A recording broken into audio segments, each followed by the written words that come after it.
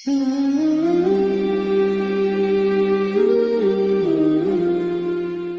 alaikum warahmatullahi wabarakatuh. My name is Nohazwani binti Shedawat.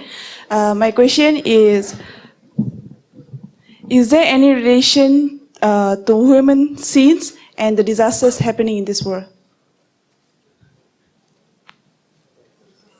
So I didn't hear your question correctly. Is there a relationship between women? No, human beings' sins and the disasters happen in this world. Human beings' sins and disaster. Yeah. Sister asked the question that is there a relationship between the sins of the human being and the disaster?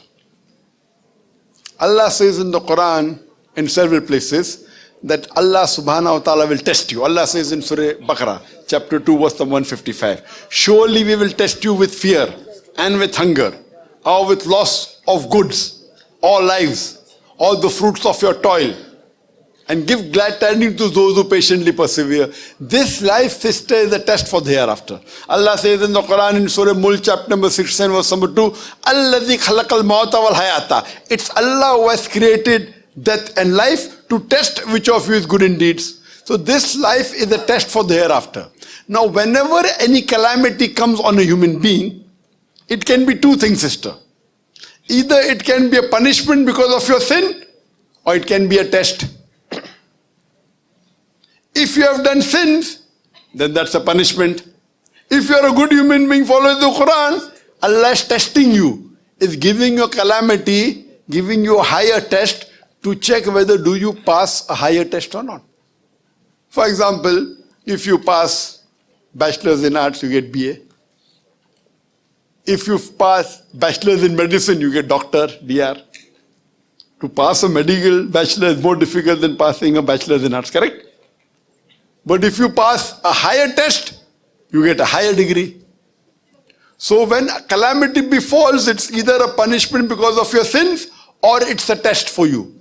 The higher test you pass, the bigger is the reward. Our beloved Prophet Muhammad said, the test for the Anbiya, for the prophets, was the most difficult amongst all the human beings. Because the prophets are higher than the normal human being. Similarly, any reward you get, it's two things.